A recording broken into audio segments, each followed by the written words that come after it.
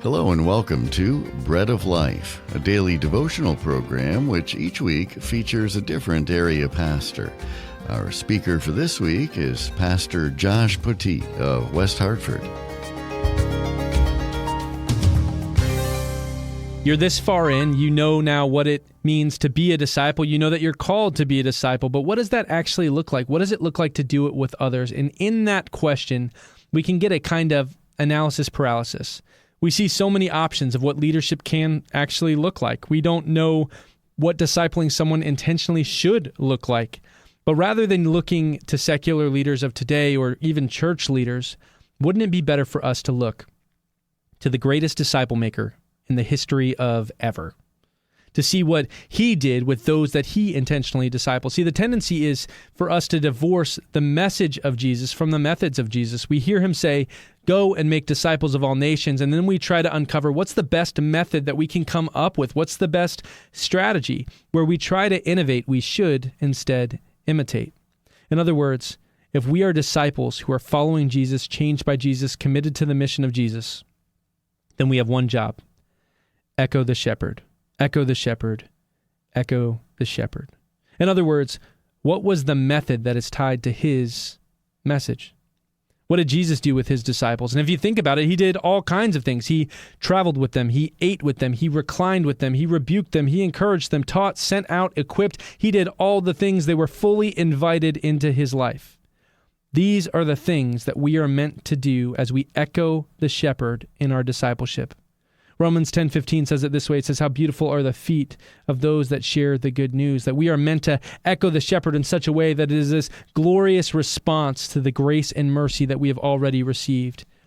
And when we look at all these things that a disciple maker does with somebody that he's discipling, it begs the question, am I discipling everyone that I do any of these things with? And the short answer is no.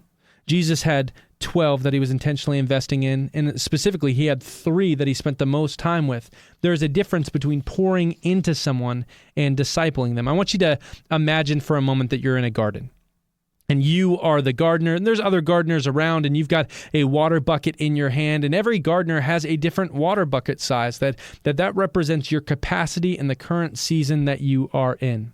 And as you walk through the garden, there are some plants that you see are in need, and so you're going to pour out water into them, and you're going to do that based on their need. But there are some plants that you're always going to go to. There's some plants that you're always going to invest in. You're committed to them. And that's what I would say would be the difference, is sometimes we're going to pour into people on a regular basis because we're a community that rallies around other disciples and people who are lost to help champion the mission that God has given us of loving people where they are. And at the same time, there are going to be specific people in your life. Parents, if you have kids, that's built in.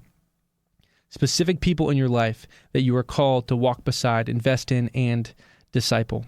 And as you do that, you might wonder, well, what does it look like? Like, how do I lead someone into maturity? Well, there's a couple caveats to that. I would say the first thing that I want to mention is you can only lead somebody to where you are. You are responsible for making sure that you are maturing and you are growing as a disciple. And if you haven't been discipled, this is your chance to go find somebody who is further along than you that they can walk beside you. One of the ways that we can disciple somebody intentionally is by just asking good questions, not just providing the answer. In fact, when Jesus was asked a question, he was more likely to ask another question than he was to give the answer. Help them to learn how to solve their problems themselves and do it in a biblical manner. The other benefit of that is it's a pretty good litmus test of where that person is in their walk and journey, the solution that they come up with. The other thing I want you just to think about, to have a tool in your tool belt, is think about your kids. Like, kids have this supernatural ability to ask questions that you have never thought of. And the response can really easily lean towards us feeling, well, what happens if I don't have the answer? What do I do? And here's what you do. Here's the tool in your tool belt. I don't know, but let's find out together. You don't need to have all the answers as a disciple maker. In fact, it's even better, rather than providing the answer, to equip them to uncover what truth actually is. Follow through, lead well, and love the people around you. You've been listening to Pastor Josh Poteet of West Hartford, and this has been Bread of Life, a program to encourage you from God's Word.